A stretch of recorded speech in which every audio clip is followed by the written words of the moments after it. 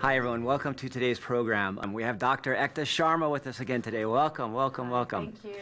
Now, Dr. Sharma, we have a more serious topic today. I want us all to learn a little more about cancer. Can you tell us what cancer is? Absolutely. When I use that word, it's for people who basically, somewhere in their body, one cell became mutated. And so that mutation is supposed to be caught by our body, and basically that cell is supposed to get destroyed. However, it's missed. So that one bad cell makes multiple photocopies of itself. Our own bodies are getting out of control in that way. Exactly. That cell is going to use all the resources inside your body to build these cells, and so you're very exhausted because you don't have the resources for the normal cells to function. You feel exhausted. You feel like you're getting worn down. Weight loss is huge. You'll have unexpected weight loss. You lose about 20 pounds and you're not even trying. You're eating and eating, and literally the cancer's taking it all to replenish its supplies and grow. It's building a factory, and so that's when we see, okay, there's something there. So initially what we'll do is we'll do a blood test. I may or may not see anything because when the cancer is small, I may not be able to see the effect it's having on an organ that's interrupting with its enzyme release. Yeah. So at that point, I may not see it. But what happens is they tell me this, they're obsessed with that one feeling of, I'm feeling tired.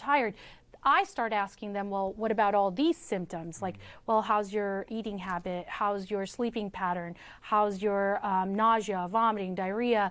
Like, do you feel thirsty? And so when I run these tests, I've basically done a full check of all your systems. And then I see a trend. Sometimes I don't. Sometimes it's completely fine. And I say, let's go do some kind of a test, like an ultrasound, a CT, just to kind of see what's going on inside. And sometimes I find a nodule. Sometimes I don't. And when I do, the next step would be to get a biopsy to find out what is that. So we get the biopsy so we can find out what kind of tumor is it. Is it from that particular organ or did it come from another source? So to me, I explain this to the patient who's been diagnosed. That's my worry, that what does this patient feel?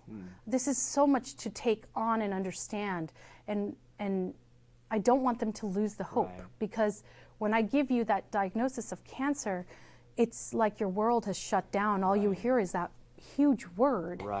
And my biggest concern as a doctor is to make it more approachable. So I bring the word cancer down a few notches, so in your mind it's not that hard to beat, because I'm with you. I tell you, this is what's happening, and this is what you're going to do next. My goal is, you're the patient that I want to save, help fight, because you need me the most. Yeah, and that's why last time we said, Dr. Sharma is very young, but she is an old-fashioned doctor, because you really don't see that as much these days, where you're concerned. That's what I became a doctor for. I know it sounds such a cliche, but I love it. It brings peace. And as we were talking before we began our interview, cancer involves not just the physical aspect, but all of the emotional stress that's going on. Yes. In the beginning, it's all emotional. Your body's strong, but remember, your emotions have to be controlled. So just like that, I have to make my patient believe, and it's because I'm all about patient-centered care. I want my patient to have faith in me. I take on these cases and I say, we're going to fight. Get ready to fight. Yes, because I would want someone to do that to me. If I had that, I need a doctor that says that to me. I don't want that patient to feel alone at night thinking they're going to, die in the dark. That's not what we're about. I change their mind saying, you have me. I am with you because you're the patient I know needs my help. And through this process, talking to them, engaging with them, giving them guidance, they soon catch on to the idea of what is needed to succeed. But we basically start with holding hands. I tell them, okay, you're going to go see this doctor and you're going to do this test, and then I want you to send me the copy.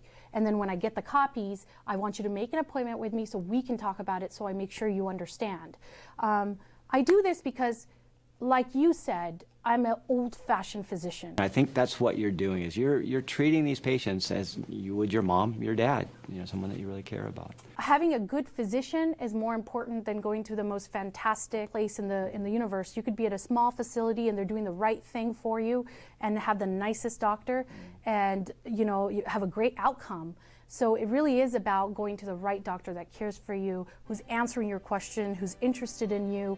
That's all that matters, and that's what I've seen. And so I truly believe that this could be a success and turn around for you if you want it to.